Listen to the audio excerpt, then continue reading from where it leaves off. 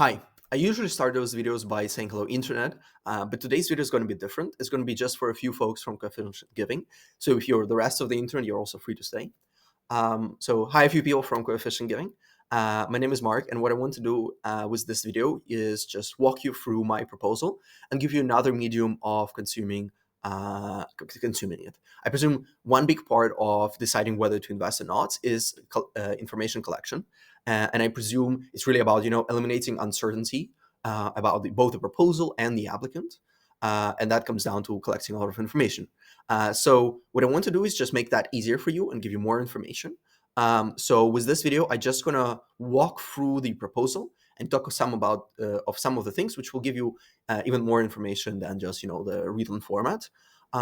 Yeah, and that's my intention. I have, of course, as a grand tradition of me recording similar videos. The app has crashed several times, so I had practice of what's the best way to communicate about it.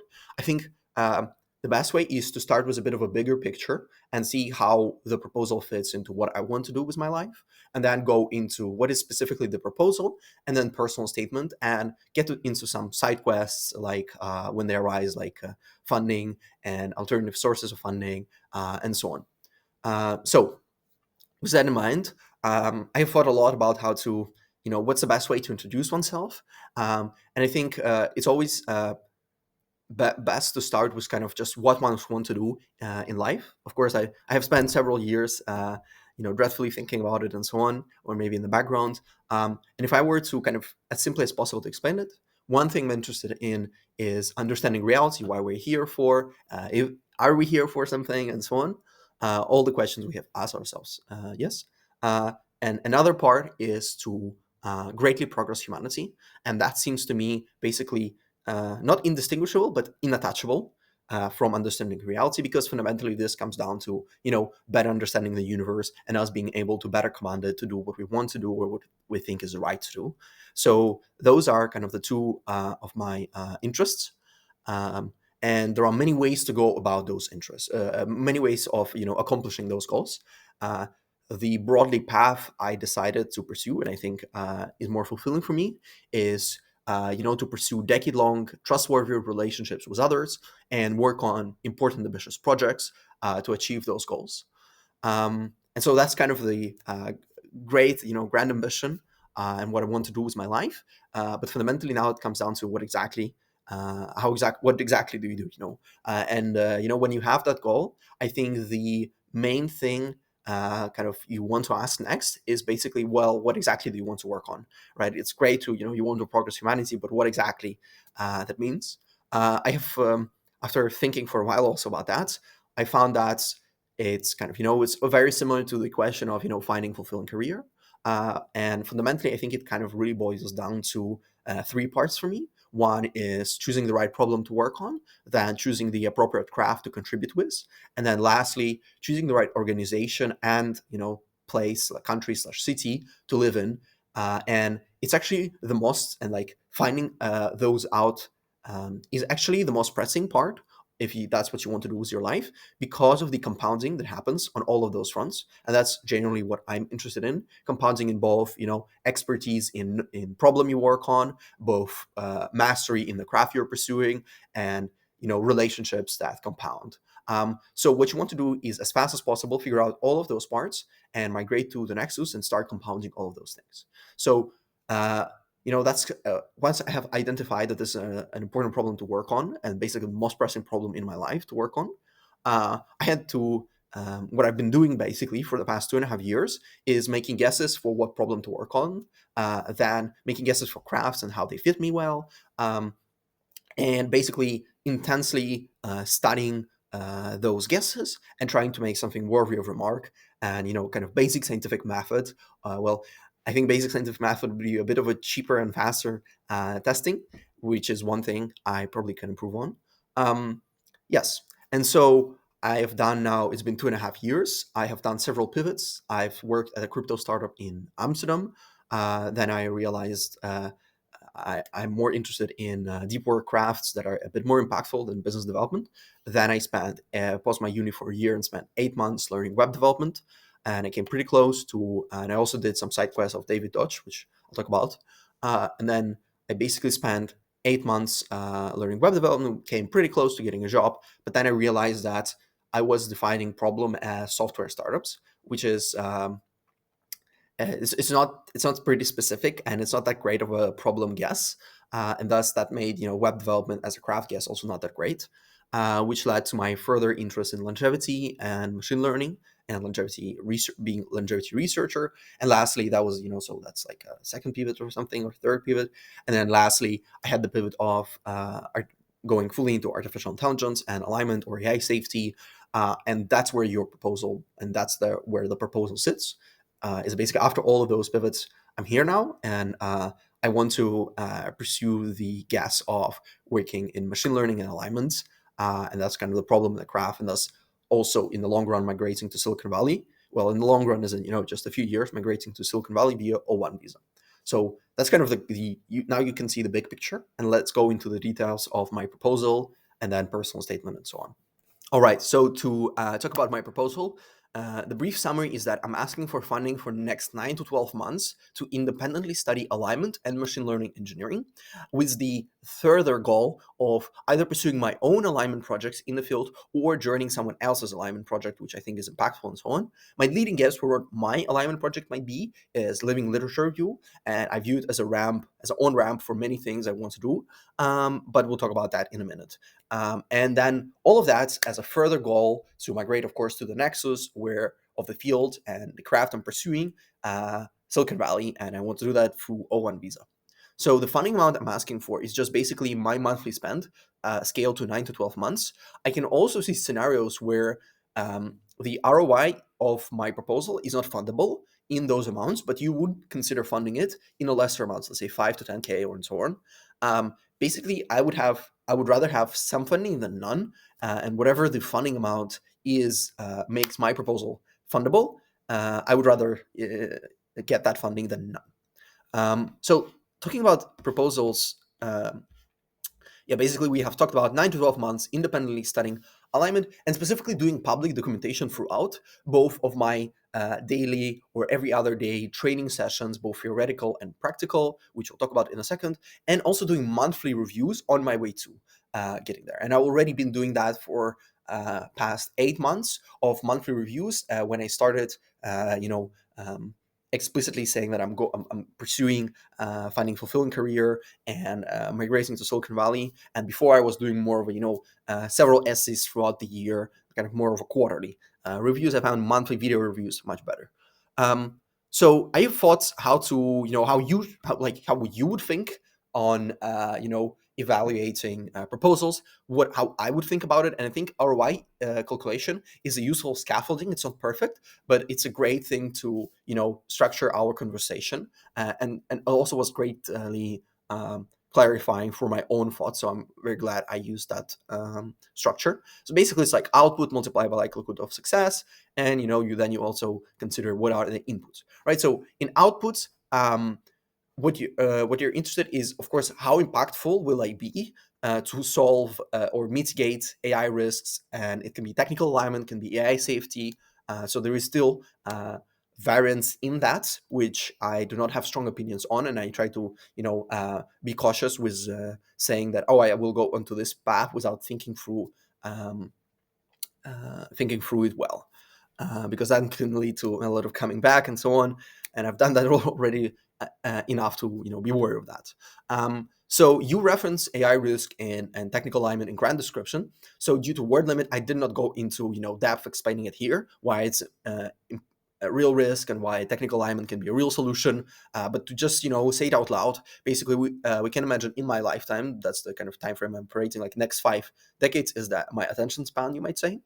The AI models we have now can become very capable, very impactful, and they can influence and or pursue the world and optimize for the types of the worlds which we did not really intend to optimize for. So they're pursuing some goal that is not really what we wanted it to do, and that leads to just basically poor goal pursuit.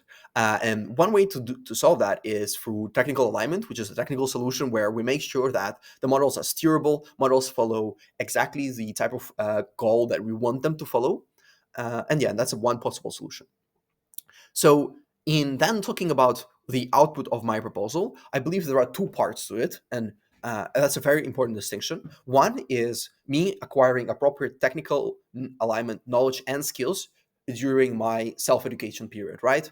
And then two, then applying those knowledge and skills into impactful projects in the field and actually have an impact. And then the output of your proposal of my proposal is all in this bucket. Frankly, uh, frankly, you do not really care whether or not I have learned the skills or knowledge. It's great that I did, but if I don't apply them, none of this really matters. And I'm very clear about that. I really understand that. But one of the reasons why I apply to your fund versus some others like Emergent Ventures, Long Term Future Fund, or Foresight stuff is because it seems to me that the unique value prop you have is that you are willing to sponsor people in that phase where I do not yet have the knowledge and skills to be useful in technical alignment. I have all the desire to be, and hopefully some correct aptitudes and so on to do impactful projects, but not yet the skills. And you're willing to sponsor me in that phase. And I think most of other funds are interested in sponsoring people who are doing immediately impactful projects. That's one of the reasons I'm applying to you first. So with that in mind, those two buckets, right? The if so, now I have to explain how that can be high. So in output, in acquiring appropriate knowledge and skills really depends on one, of course, knowing what those are and identifying them correctly, and then following, practice sessions and acquiring them and just, basic learning stuff. So in defining what those are, I have three learning goals, which are based on leading roadmaps for technical alignment field. Uh, First is ML technical skills, so basic ML engineering that you can think of, both in kind of practice and real world type of scenarios, but also in kind of a research setting where you still need to do ML engineering. So the best way I found to think through of this actual practical skill is a great video by this professional. She basically walks through, there are 5 levels of projects she considers in real world application of machine learning, from the basics of beginning notebooks to, Jeff Dean type of stuff, optimizing compute distribution on a data center and so on. So a level 3 project is basically the level I want to get to on my self-study, where that basically is really about you're able to solve real world small medium business projects. It's similar to winning a small hackathon, or basically I can easily get hired as a junior machine learning engineer and be useful in the job right away. I don't need to learn much more stuff. And I want to do several of those projects throughout my self-study. And I can then, imagine myself going and pursuing some hackathons, as I already did, because again, one of the things I'm also interested in is getting O1 visa. So some of the projects I'll be pursuing is, of course, useful for the field, but also gets me into the Silicon Valley to, start compounding also relationships and other things. And that's kind of a practical side in real world. Regarding research, that would be the best proxy is just reproducing several ML papers. What those exactly means, they can be different ML papers, and I will know once I get more information. But on the research type of practical engineering, that's it fundamentally comes down to reproducing several ML papers, and that's what many AI labs use to evaluate whom to hire or not. So that's technical skills. Then theory, the best, fundamentally, the question of theory is: do you understand the things behind the engineering you do, or just fundamental theories about the thing to navigate the search space well, right? And fundamentally, after a few years of self-education that I've done before, the best way to know if you know something is, this Feynman type of thing, where you just takes the idea from the basic ground up and you build it up to the theory or the idea that you want to explain, and you do that in extremely simple language that you would, teach something to a 10 to 12-year-old. And if you can follow this, story or path from basics to the theory, then you understand it. And you clearly can see when you explain something of like, oh, I don't understand this part, and so on. And you can do that differently. I usually write that on a notepad quietly and try to, do a lecture to myself. You can also do it vocally. And so what I'll do in ML theory is record several lectures, not of free blue one brown level. I'm not really going to be optimizing for views, but also it's not going to be, just me blabbing around without any super roughly. So also, making it nice and so on, of explaining several ML branches. I'll go into deep learning, RL, NLP, and that's kind of broadly what I'm saying right now. Of course, they will, the more action I do, the more learning I do, I will be able to tell those explicitly. And so the third part of the goals I'm pursuing is, of course, alignment. Alignment, that's kind of one of the good things about independent study, and why it's better than conventional education, traditional education, because there is no alignment, masters and so on, to my knowledge, frankly. And there is no, like a textbook that you follow in alignment. So that means that's risk, because there are many distributed different resources that you can follow. So you need some syllabus of people who have actually done the work and who are actually in the field saying, oh, this are useful, you follow this, because it's very easy to get lost. And that's why I'll follow, heavily rely on those syllabus from 80,000 hours. Also, that's a different syllabus. But again, the more actions I do, the more information I'll have on what paths to pursue and so on. So I'm not presenting you like a absolutely perfect, day-to-day syllabus, because one, it's not going to turn out to be a good syllabus, and two, it's just genuine, because that's not how self-study works. Since I've done it before, I know. And then the kind of end goal I'm also pursuing with alignment is, of course, being able to do technical skills of alignment, being able to explain theory, but also being able to write living literature review type of essays. And I'm going to do that, like maybe a few months down the education path. I'm like, okay, I'm ready. Let's start doing the iterations and shots on goals, and so on. But that's really one of the things I'm pursuing. Okay, now let me save that. All right, when you've been burned so much as I've been with, apps crashing, and got so much practice, you want to save it in advance. Yeah, so with living literature review, I also talk in a minute of like how I see it as an on ramp to doing, and like as a vehicle to doing all of the other things I want to. But yeah. And so let's say we identified my goals, right? And they're kind of correct. They're not really misleading. They're not really misidentified. Then the question is, okay, are you actually learning the stuff? Can you actually practice self-study on your own and so on? What practice you follow? And so the question is really like, what is the what is the most efficient leading way to learn and acquire skills, learn knowledge and acquire skills? And you just read the leading sites on that. That's basically Peak book by Erickson, and I also found Joshua Waitzkin, The Art of Learning, to be a great source on my way to pass self-study. And so fundamentally, this leading techniques come down to having a very specific goal, very fast feedback loops, and that's practically it. Once you have identified correct correct things to study and so on, and so constant practice.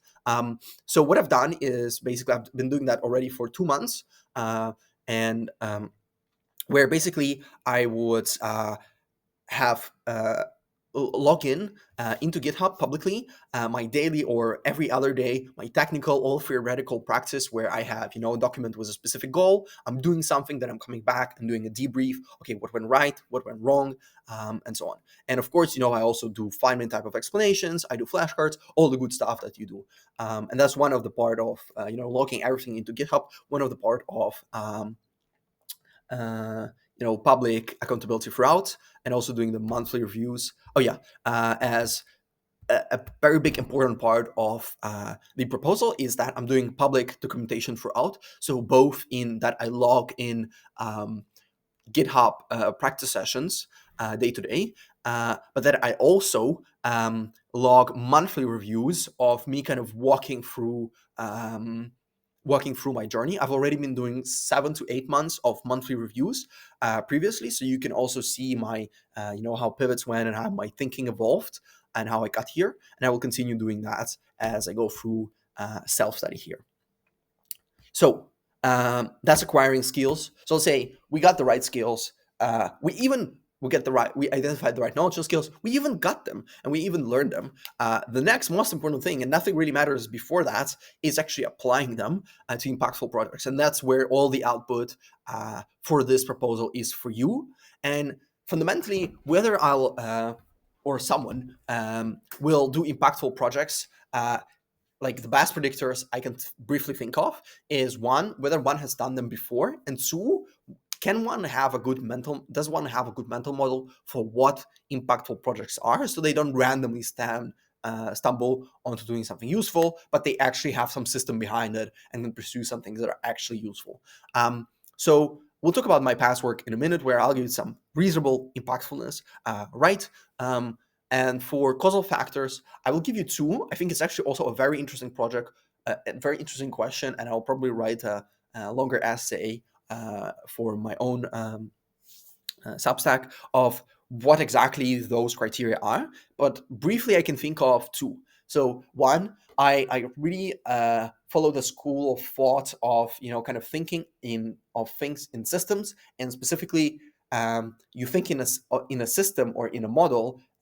Because then you can identify the bottlenecks, and then you can work just on the bottleneck, which will help you resolve all the rest. So it's like, think of a pipe, and then if you solve the bottleneck, it helps with the throughput for all the pipe. And so I came to really appreciate the bottleneck type of thinking, school of thought, you might say.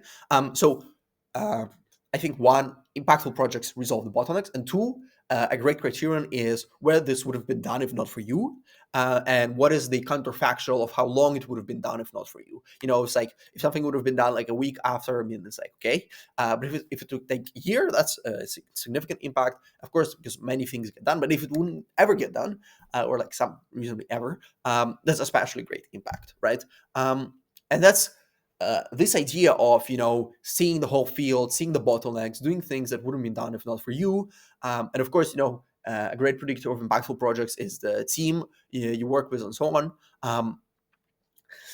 Is the main sorry about the team. It's not so it's like.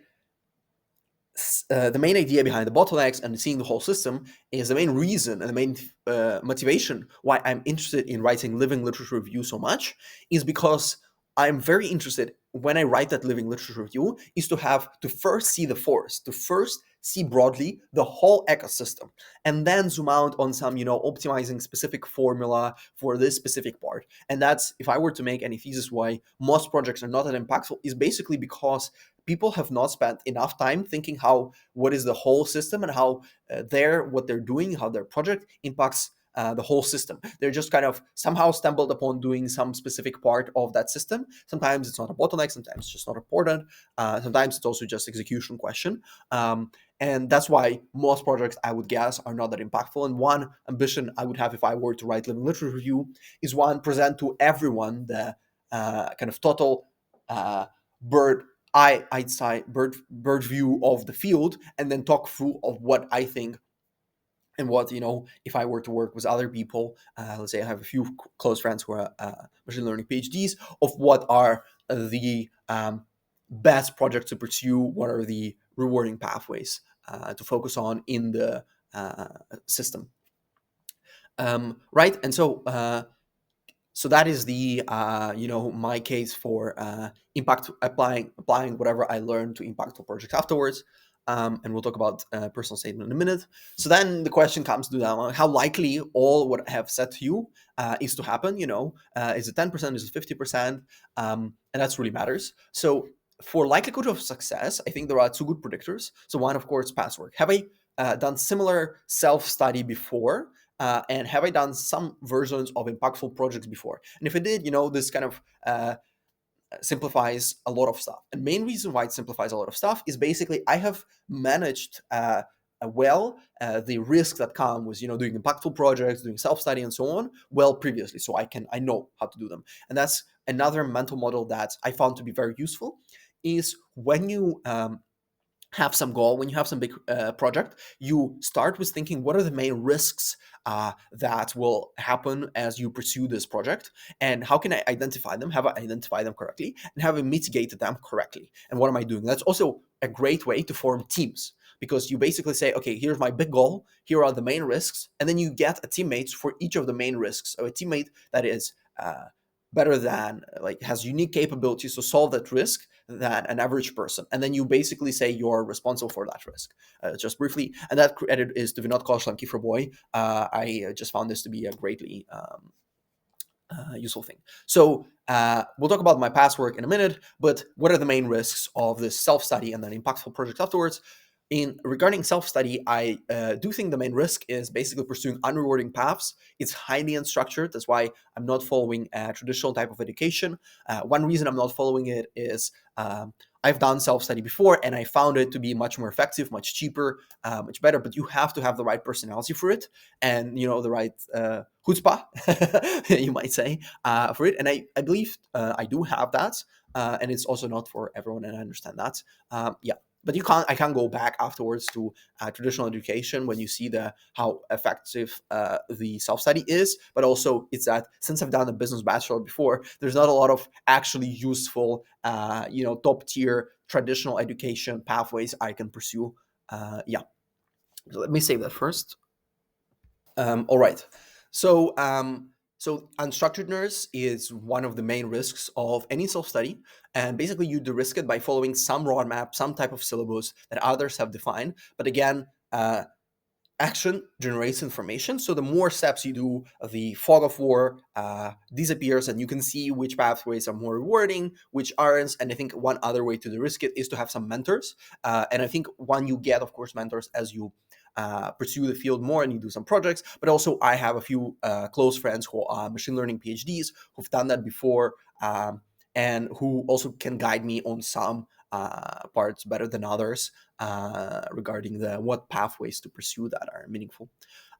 So that's unstructuredness. The other risk is kind of just grit and stamina required for study without supervision. Again, it's not. It requires some amount of self-management and high motivation. And one way, of course, one way to kind of the risk of whether I have the grit and both the stamina. And I think consistency is more important than intensity. And grit and stamina you can see as just intensity and consistency. Is whether I have done that before. We'll talk about personal statement in a minute, but I have done several years already of self-education, and I believe I have successfully managed it before.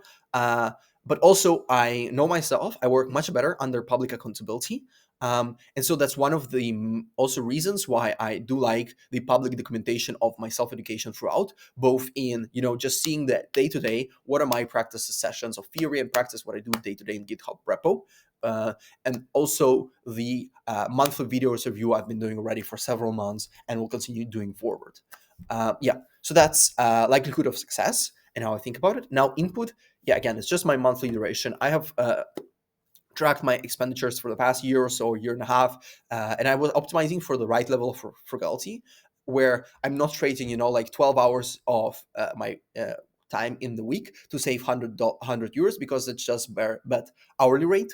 But I'm also, not frivolously spending because I do not have a big, amount of money to spend on. So the equilibrium I arrived at, straight time and living cheaply is around 1,300 monthly spend. And in predicting for how long the self-education will go, again, it's high ambiguity, it's highly unstructured, it's hard to know. The more as I go through it, I'll have more information, but you can perceive it as a ML masters proxy. I've seen you found some people who were pursuing machine learning masters. This is a similar type, but it's independent education, right? And thus you can say 9 to 12 months is a reasonable range. I can also see I can finish some amount of education faster and then pursue some of my projects faster. But also, I do want to have very strong fundamentals and strong roots upon which I can build all my knowledge and skills further down the line as I go into craft and industry. So I'm okay with taking a bit more time with that and making sure that they're robust. And I have solid foundations to build upon. Yeah, and you'll find my video walkthrough below with links for all of those. So now let's talk personal statement. So my goal with personal statement was basically to walk you through what I've been doing for the past 2.5 years, and also to show whether I have done similar projects to self-education before and whether I have done some type of impactful projects before. Kind of the main questions really we have of the proposal. So if to long story short, basically around summer before my last year of final bachelor year, I realized that I do not have a strong guesses, strong ideas of how to pursue, how to have a fulfilling career, and that um, I was already able to see that a university will end and I will not really know what I want to do with my life, and it's a serious problem. So I was thinking of by then I already kind of thought of the problem in three parts: of problem to work on, craft to contribute to it, and organization slash determine. And the algorithm I follow for finding solution to each one is basically, making a guess, studying it intensely, making something worthy of remark, and yeah, and making criteria for each one and so on. So that's what I've been doing for plus minus for the past 2.5 years, and it led me to the guess of alignment and artificial intelligence. So my first guesses were crypto and startups for not like startups for a reason because I just kind of grew up learning a lot of content on and consuming a lot of content on them. And I'm generally very interested in startups. I think this is one of the greatest vehicles for having impact in the world. Um, and crypto mostly just because I just stumbled into it. There was no great fees behind it. And that's one thing, of course, I learned now that you need to have good reasons for doing stuff and not just, stumble upon them. And as a business student in Netherlands, I'm from Ukraine, I'm 21. Back then I was, I think, 17, 19. Yeah. I landed an 8-month internship in business development at OnRamper Amsterdam. OnRamper is basically an on-ramp slash off-ramp for crypto, which means just that you can buy crypto with a credit card or vice versa. So you can sell crypto and get money onto your credit card. It got acquired by MoonPay. What I was doing is basically help them scale subscription service for SMB businesses. So it's B2B SaaS. To help get stable revenue while they were closing bigger, unpredictable clients like Telegram, Coinbase, which they did. And that helped also with MoonPay acquisition. Sadly, I do not recall, I have not saved what is the exact percentage of total revenue out of all company that subscription service was responsible for. But you can, the range was between 25 to 33%. And I'm really proud of that. Of course, I was working with one of my teammates to do that, who is an actual employee. Yeah. So I was offered a full-time position by then, but I declined it. As mainly I learned that deep work is very important for me, and high impact of my craft on the problem I work on is very important, right? So I was in constant meeting back to back, no deep work. That made me unsatisfied. And I'm not sure what was the high impact of my craft in the moment. I saw how software engineers seem to be, especially in software startups, much more impactful, and they do much more deep work. And also, from all of the startups,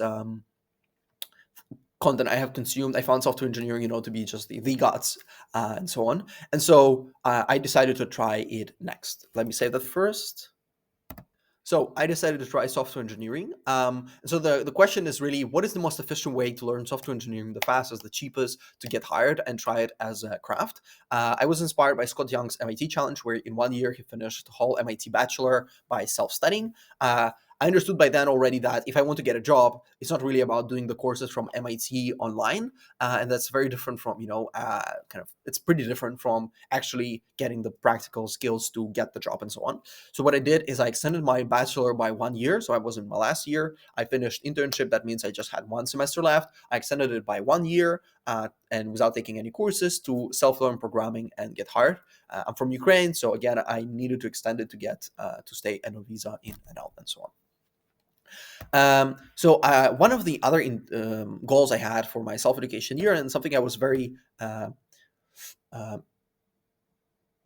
something I really wanted to do, is to also get better knowledge foundation. So the way I think of it, as Elon, I think Elon said that, where you can think of knowledge as a tree, and if you don't have strong roots, you should not bother putting leaves, because also you don't have any branches to put it on. So it's very important to have a cohesive or some version of a mental model of the world, and being able to, whenever you learn something, put it on top of something, right? So like a hanger, hang it on top of something. And after my education, I wouldn't say I had strong knowledge fundamentals. It's also similar to something of a Charlie Munger's mental models, where you basically want to take the most important ideas about the world and really understand them, and have some structure of knowledge that you have.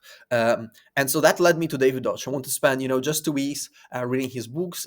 Also, because of Naval and so on, I was pretty sold onto reading some David Deutsch. And instead of 2 weeks, nice walk in a park, it ended up being a nearly identity-defining 4 months journey of 10-hour work days. And yeah, it's definitely 4 months was pretty long. But what I did basically in those 4 months is that I made two handbooks and several podcasts explaining his books simply. So two handbooks would be of similar size as a novel. So I first was advertising them as worksheets, but worksheet is like, 1 page, a few questions. Handbooks is more like I went through all of the chapters, all of the things, and I've made like 200 questions for each book and each chapter where I ask a question and then explain some question about epistemology, quantum physics, evolution, computation, theory, in simple language. And then I also quote David. And so if you put them together, I presume they're around 90,000 words. Given that I quote David heavily, I can imagine where it's my own writing is of right around maybe 30 to 45,000 words, which is basically similar to writing just a whole book. And so I'm pretty proud that I basically have done similar content to writing a whole book in 4 months, and it's been about evolution, epistemology, quantum physics, computation theory, without knowing anything of them. So I also had to learn. When I published them, was also podcast, simply explaining it.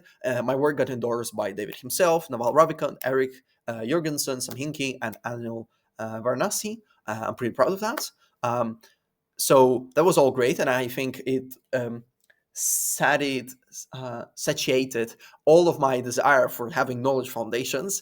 If you're familiar with David, you realize that. Oh, and I made handbooks because David books are very hard to read, and it's a real problem. Like people take decades and they don't really understand it. And since I was spending all of my work days, kind of studying David, I think I made a great on ramp into making people easier to understand his ideas and internalize them much faster. Once I have some reasonable knowledge foundations, you may say, of course, it's fallibilist.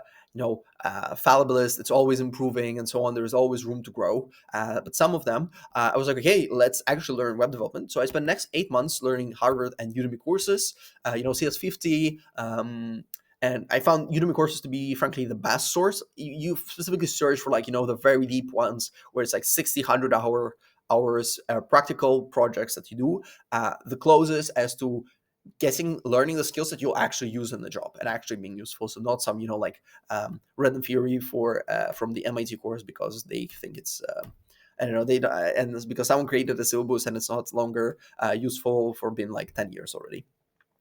So by the end of February 2025, I've spent 8 months. I had solid JavaScript knowledge. I can explain all the JavaScript stuff, as a 10 to 12-year-old, how the browser engines work and so on. And so I was transitioning to React. So I had solid foundations. Again, that's mostly how I'm interested in learning new things, not just shits and sticks. I was transitioning to React to get hired by summer.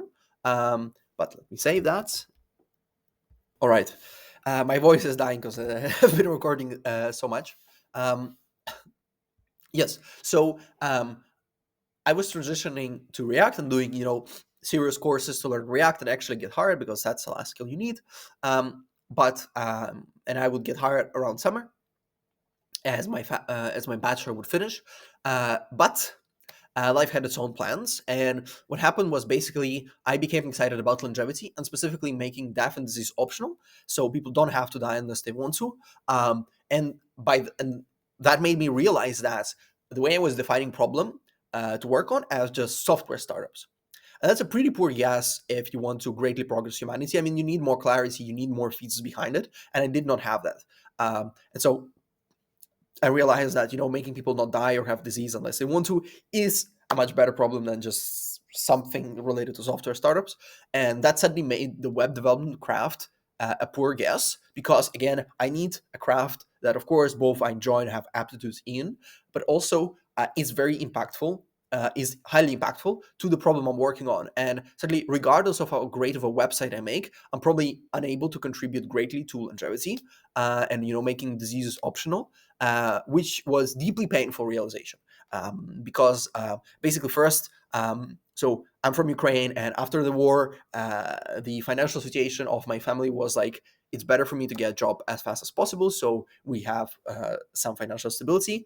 And when I was offered a job at a crypto startup, already saying that, hey, mom, by the way, I'm not going to do this totally reasonable job at a good startup. I'm going to actually go and spend 12 weeks learning some web development and some random dude who was a quantum physicist and philosopher. Um, that was already a hard conversation to have. And I got endorsed by some great people like David and Naval. And so, I already had the payout. I was getting into web development. And, within a few months, I would be able to get a well paying job and pursue that and have some stability for the family. But then, you have the realization that, fuck, um, the my problem gas was bad. There is more important things to work on, and that's my craft gas. And the thing I was learning for 8 months is now not so useful. That was, um,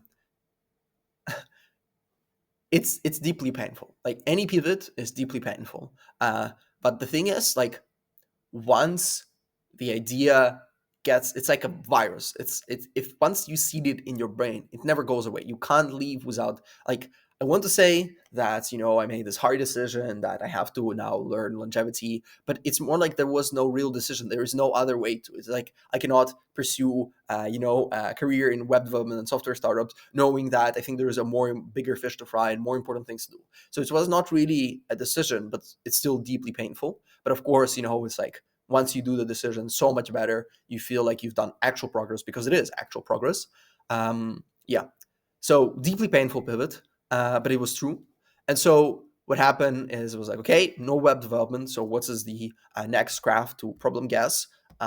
Basically, that was that, okay, I'll work in longevity. So what's the guess for highly impactful craft to work in longevity?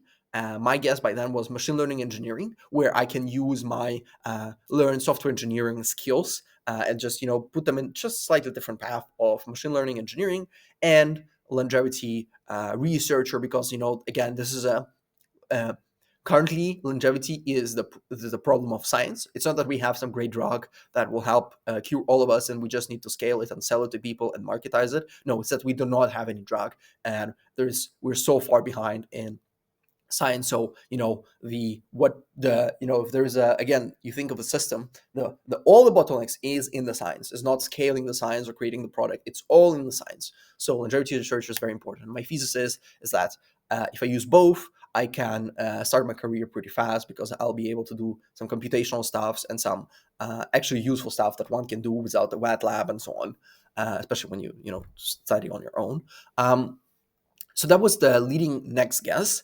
And by then I had to finish my bachelor to stay in Netherlands and so on. And to a very clear choice of words here, trembling horror of my thesis supervisor. And that's exactly how it is because it's a business bachelor and it was, related to finance. I did meta science longevity research. And the only thing that was related to finance is that I was studying grant priorities of longevity sciences, which means there are some money numbers into what I study. Yes. So what happened is I had talked to Alexis Strugan before, and I have said that I'm going to do this thesis. I have to do it anyways, and I'd rather do something useful for the industry. Would you have any ideas of what to do? He proposed doing some version of surveys of scientists and so on.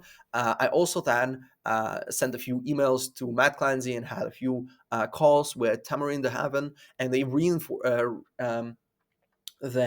reinforce that these are good ideas to pursue. So studying, and it's a unique research thing that hasn't been done before, which is crazy. We do not have a holistic, comprehensive view of what any scientist in any field cares about the most in grants. Is it funding? Is it the amount of freedom they have? Is it how long the grant is? We do not know. And that's what's pretty crazy because most of research was done into either how productive scientists are, and that is of course also important, or how changing this one variable leads to thing. But no one created a model of all, and that's what was the intention to do. And I was focused on longevity sciences because one, it's small niche, so you can survey a lot of people and get a good grasp.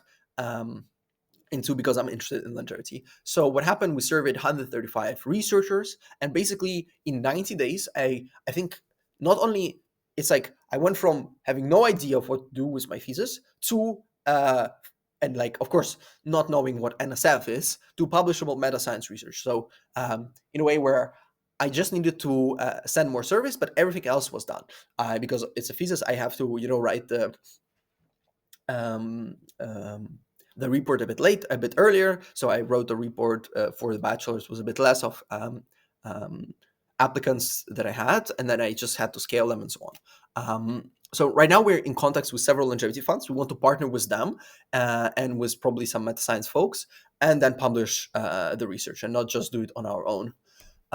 Yeah. So that is so when I why do I describe that is because I want to show you like I think that's an amazing project where it's like it's heavy self education, very fast. You need to learn a lot, and two, you have to do impactful project right away in it. And I think this is a great project to show for. I think similar goes to David Dodge. If you've read David Dodge books, they are very hard. They're hard to read and hard to understand, and doing something where it gets endorsed by people, writing such a big basically handbooks explaining them in simple language, it's hard, it's heavy on self-education, and then it's actually impactful project afterwards. Yes, so the bachelor ends, I have my longevity pivot, and so guest was ML engineer and longevity researcher. So the physics of let me save that. All right, so the bachelor finishes. I have done my research, and now we just need to collect some surveys. I want to pursue longevity. My leading guess of how to do that, how to enter the field and be useful, is ML engineer and longevity researcher. My thesis on how to enter the field, and have I just said that? um, the thesis is really how to on ramp into the field and do useful stuff. Is again living literature review. So spend a few months, learn enough about longevity science and biology. And well, I was mostly focused on longevity science because that was the bottleneck. And then ML engineer to start living literature review. As once you start that, use that as an on-ramp for everything else. So one, use that as an on-ramp to understand the field because you have to write about it, see the whole system. Two, then identify the bottlenecks in the system. Three, do projects to resolve those bottlenecks. And four, as you grow your blog, as you do more of those projects, grow the network of people with whom you can do bigger projects, right? So, and this kind of flywheel, if you may, you repeat enough times that you can get to Silicon Valley via O1 visa and actually just do impactful things in the field. And that's the thesis behind it. And that's the same thesis I hold for alignment. We'll talk about that in a second. So what happened is then June, my bachelor finishes. I need to learn more about longevity to then apply for funding for longevity living literature review. So what I did is I spent basically summer studying Campbell biology textbook 10 hours a day. Basically, since I did the business bachelor and from my high school, from my school days, I have not learned biology or chemistry whatsoever. Like the amount of how bad like all of the thing what I've done during my school days in chemistry was just basically which whole South Park, which was a great investment of time back then. I still love South Park, but now since I have a pretty specific goal what I want to do, it's not. And so it was actually also interesting to learn biology and chemistry. Back then it was absolute torture. So the question becomes, what is the fastest, most efficient way to learn enough to start living literature review, learn enough longevity science to learn living literature review? Again, the only way I want to learn stuff is for deep fundamentals to then build on top of them and not shits and sticks. So I have to have some fundamental understanding of biology to then, pursue longevity, studying longevity and so on. So the best source for learning biology is Campbell biology textbook. It's deep enough. I have tried MIT courses and so on. They're just not that deep enough, especially when you have the ambition of, making all diseases optional. You definitely need pretty grand a pretty grand grand understanding and pretty deep understanding. So I went to the library, spent 10 hours a day learning. Fundamentally, it came down to, you just read the textbook and you scope a lot. That's very important. When your goal is to, be a longevity researcher, it's okay to skip remembering how this one specific protein works and what this one specific protein does. It's very important to scope, and thus you can move faster. So what I was doing as I was reading the textbook, I was then trying to understand what it says and the main theories behind them, make flashcards, and then explain all those topics in simple language. Um, from absolute ground up to the top, and then do it many times throughout the weeks or months. And what you can see here as links is my work hours that I log, the notes to my biology kind of note-taking system, um, and yeah, and I think monthly reviews I was doing back then, talking about my progress throughout. Um, yes, so let me say that. All right, so we spent several months learning about biology. I was getting a good hang of biology basics. I presume, 2 or 3 more months, I'll get enough biology, basic longevity stuff where I can go and ask for funding for longevity, living literature review, and actually, start the flywheel that we've talked about. Nonetheless, life has its own plans. What happened was that in August, I studied a bit seriously recent AI developments, and that made me question what problem to work on. Um, you know, Basically, before I just had the opinion of like it's a bit over, it's extremely ChatGPT is extremely overhyped. It's not God. It doesn't really understand. And what happened then is first that I realized that first we have a lot of magnitudes of order. We have quite a few magnitudes of order of scale in compute to do. I realized that you can just use RL loops to train the LLMs we have right now to do many stuffs, which can be pretty impactful. And it's not, just it's hard to tell if it's Plateau or not, but it's hard to make that case.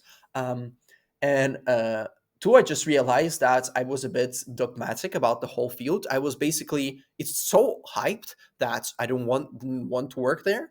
And one of the reasons why I also really like longevity was that it was contrarian. It was not obvious. It's not obvious to people. Like I have quite a few conversations where I say, "Oh yeah, I want to make death optional and disease is optional," and people are like, "Oh, what do you mean? They're so great," basically. And so I really like the contrarian idea, part of it, because I mean, it's not enough people work. It's neglected. That's you can do a lot of impact. Um, and those are all bad reasons in deciding what problem to work on. And after another like a month or like several weeks of rigorous and dreadful reflection and studying more of AI stuff and understanding where this could go, I um, understood what is the criterion for choosing what problems should I work on. Before, I didn't really have it. It was more like I stumbled on longevity. I think it's so great. It's so neglected. Let's go. But like, what's in the first place? How do we evaluate all of those guesses? That wasn't there, and that was very important, right? Because I had my criterions for problem, for craft, that it has to get into my natural aptitudes. It has to be something I find enjoying in the moment, something that is very fulfilling and impactful to the problem.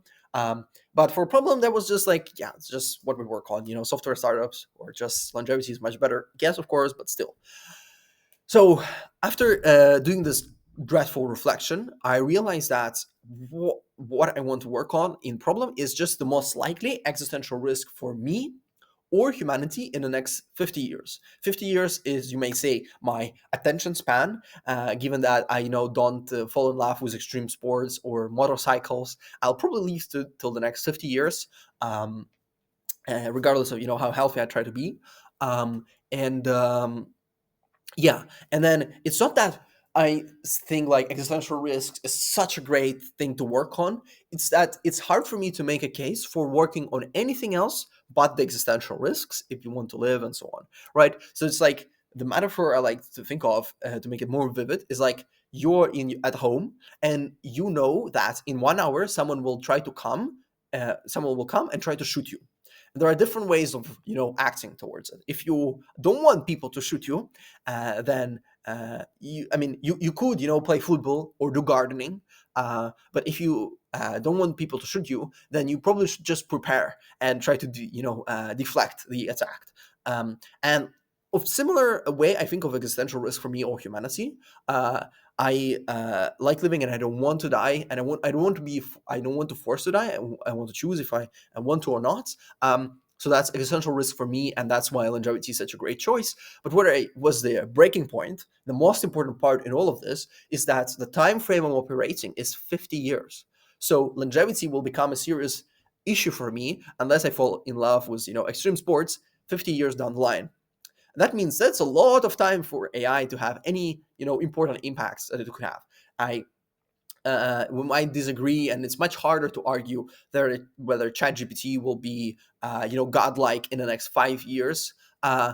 Even in the next 10 years, it's hard to argue. But saying that we don't have extremely impactful, capable AI systems in the next 50 years is a much harder thing to debate. And of course, high variance because it's very further apart in the future. But still, you can say that it will probably be more impactful and will come faster than longevity. And that's the main reason why I pivoted to AI, and kind of making sure AI goes well, making sure it actually happens, and we get all the fruits of the benefits of having such capable systems, and we harness them for ending disease and so on.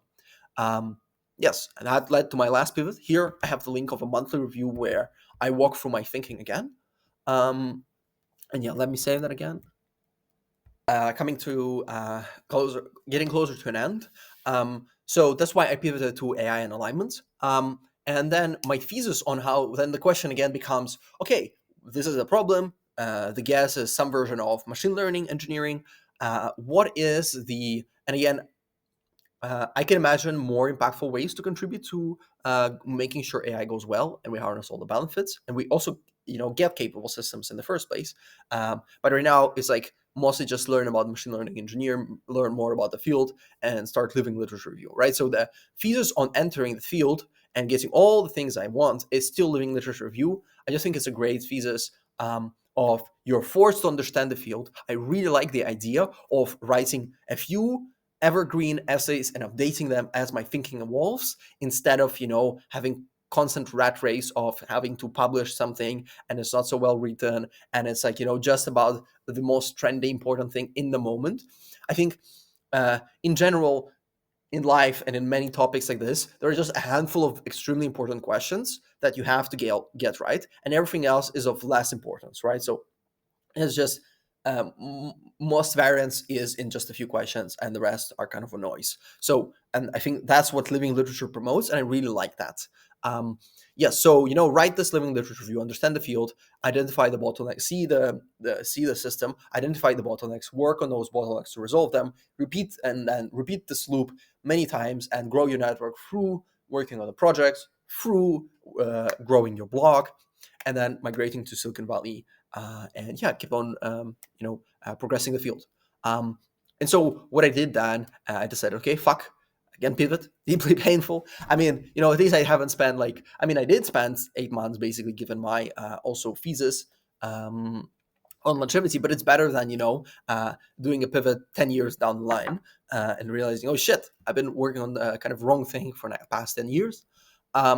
So what I did is I spent next September and October learning basics of ML. I also competed in AI hackathon and winning 2.5K with my friend. That's basically just the type of projects I would do also in my self-education. One, because they're actually, practicing my skill. Two, because they're also a project that helps me to get O1 visa, and that's also important. And yeah, and you can see that in my GitHub. So that's my personal statement. Approximate budget is just, my monthly spend. I talk about it here. Nothing surprising to see. On my CV, I would want to show it to you. 1 second. Yes, regarding references, you can just read it here. I think it's so basically I give you two references based on what I think the most important questions are for the proposal. One, my learning abilities, and to that end, I give you basically what I think is the highest integrity, highest hardworking student that our in Tilburg University AI department has seen in its whole history. And you can talk to the head of AI department to tell it is true. And you can ask, he's an ML machine learning PhD student at the moment, and you can ask him what he thinks of my learning capabilities. Udris is high integrity and will tell you as it is. He won't try to sugarcoat it. Any of my shortcomings and good parts. And on whether I can do impactful projects, right? I think the probably most accredited, experienced person you could ask is Alexis Strugin, with whom we worked on the thesis. He has 13 years of experience at the frontier of longevity. He was one of the earliest employees at In Silico Medicine, which is one of the biggest companies in longevity, AI drug discovery, and computational biology. Super huge, and he's a serial founder, so it's great. Yeah, he'll be a great source, and he'll also tell it honestly. Yeah. Um, yeah, so links to blogs. Open Source Life is my monthly reviews I've been doing for about 7 to 8 months of finding the job I love. You can see my thinking through, and you can see how I think about, what is the goal? What is the strategy? What are the main risks? How I'm mitigating them? What I have done past months? What I've been doing the past 7 to 8 months? Are we progressing enough? Are we going fast enough to accomplishing the goals? My website, my Substack. The most important thing in my Substack would be that um, I really like, lifelong projects. Something that, it's not just come and go, but something that can compound. And one thing I found to be a great project is that since I want to live an examined life, you can create a vehicle that will also always force you to, research stuff and make sure that you're living a good life. And I found is basically what I've done is I'm writing like an online book where I try to answer life's most important few questions, similar to a living literature review, where it's basically living literature review of my life. And I've done kind of the first versions briefly, so they're pretty rough. And that's the beauty of living literature review, is that the iterations and you can have on a few essays. So there's an essay on what I think my life philosophy is, or let's say whether I think there is a meaning to life, or specifically there is any goal we are destined to pursue. Is there any reason we know that we need to follow something in the universe? And clearly it seems like we do not know why the universe was created, really, besides the Big Bang happened, but why it happened we do not know, and thus it's hard to tell what are the goals we need to pursue. So it's closer to kind of nihilism, it's agnosticism, right? On like what is the meaning, or is there any goal. Then I also talk about my life goals, so understanding reality, greatly progressing humanity, working with people and doing projects which are decade long, and building trustworthy relationships. Then also my operating principles, how I think about kind of startups have their culture. That's also very important for a person, I think. And thinking like what are the right habits to have, the right mindsets to have to accomplish some of those life goals. Also, yeah, David Deutsch books are great to see my writing, my long form writing, my GitHub repo, and yeah, I've also been tracking my work hours for the past 2 years. I basically progressed from 45-hour work weeks to 55 to 60-hour work weeks. I think the limit is approaching around 70. Basically, I track only hours I sit on my ass and actually work. It's not like hang around the library. Here I kind of describe briefly my day. The very important learnings for me was that I was trading intensity for consistency, and now I'm more cautious about that, because I understand that those big projects are more of a marathon, not a sprint. Sometimes they are a sprint, and then you have to do that, but mostly they're a marathon. So making sure that you're consistent in the first place. Of course, you need to go as fast as possible, but making sure that you go for as long as possible is also very important, and that's something I've been learning lately. Um, Links, yeah. I also give my CV here. The only thing I'm going to mention here is at the end of CV, I talk about the mirror. So, and the only thing I want to mention is the last word. Let me save that first.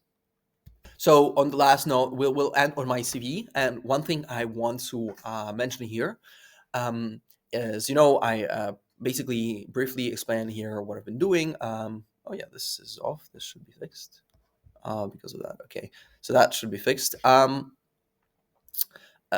the only thing I'm genuinely interested in telling you is the mirror part. So, because other things we have mentioned before and so on, and you can also read it.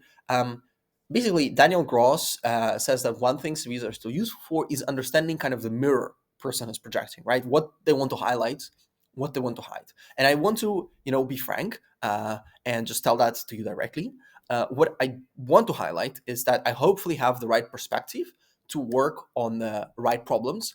I have, identifying, having the perspective of seeing the system and seeing like what actually matters the most to work on, and then as I hopefully highlight that I have a big picture view and I hopefully want to pursue the right problems and I can identify them, then I want to highlight the ability to solve those big important problems, right? And all what is necessary and required to get that, and both what I have and what I develop, because of course big parts of that I it's constant development, right, and improvement, and it's like both stubbornness to pursue something that is unobvious and everyone around you says is wrong, like self-education year, everyone around me said it was wrong. I think it was a big success. And some other things I'm doing. So going against the current when you think that is the right answer. So contrarianism for its own sake is just as wrong as conformity for its own sake. And that's a painful but important lesson I've learned when pivoting to AI over longevity. But then also open-mindedness to changing my opinion, right? So stubbornness to continue going on the path against resistance, most people say, right? But then open-mindedness to be like, oh, fuck, I was wrong. And then keep doing that. Then both the grit to go fast and the stamina to go far. That can also be seen both the intensity to go fast and the consistency to go far. Then both the speed and depth of learning. I want to be known as the fastest deep learner. I care about deep learning, not just like shits and sticks, and I want to get to that part as fast as possible. And then both the ability to build something, to do impactful projects, to build something good, and then that would solve other people's problems, and also then be able to communicate it and distribute it. Both are very important to doing impactful projects, right? And so those are things that I want to highlight. Um, Regarding weaknesses, I will be kind of honest and I think, frankly, vulnerable. It takes me a long time to find those answers, right? I've spent past 2.5 years, 3 to 4 pivots, and each pivot, well, I kind of don't dwell on it right now when I talk to you, but each pivot is like several weeks of deep pain, or like, yeah, well, depends on the pivot, but they're long and they're pretty painful. And there were several times where it would have been easier to just say, it's okay, it's web development and I'm going to get a job and it's going to be nice. But in a way, there's also, it's like, in a way, I do think that how likely you are to find the right answer is some sort of a function of how much pain you're willing to tolerate in the moment to keep on pursuing the right answer. But in a way, it's also like, I'm not sure there is a genuine um, a genuine question there. It's like, it's not really, oh, should I then continue with web development even though I know it's not what I want to be working on and there's a bigger fish to fry? It's not really, I can imagine a life where I just spend years working on something I don't think is important. So there is no real question of whether I should pursue longevity, and when I figure out longevity, that alignment and AI is more important, whether I should pursue AI alignment. But just that every time I figure out there's a better answer, it's just deeply painful, and you have to keep on tolerating this pain to keep on going and hopefully find the right answers. Yeah, so one big thing I think I'm trying to learn on is that even though it's good that I have intensely studied it and then I have always go for the deep fundamentals and really understanding stuff and then trying to make something worthy of remark, all of that takes a lot of time. So cheapest decisive test is something I'm really trying to learn, which would make me pivot faster and have sizable impact faster. So even though I'm going to probably spend next 9 to 12 months learning and preparing to have impact, I wish I can start having impact. It's been a lot of preparations in very different fields, and I do want to already start having impact. And that's something, kind of the weakness and thing maybe I try to hide, or the thing I wish I've already been doing. Yeah, on that note, that's kind of the main thing, most important things regarding my proposal. I think the video is like around 1 hour. My voice is dying, but I hope you have all the information you need, and I've eliminated most of the uncertainty, and you have a pretty good answer of to invest or not, if to invest, how much, and yeah, I hope I made life easier for you. It's also greatly clarifying for me. Okay, thank you, and have a good day.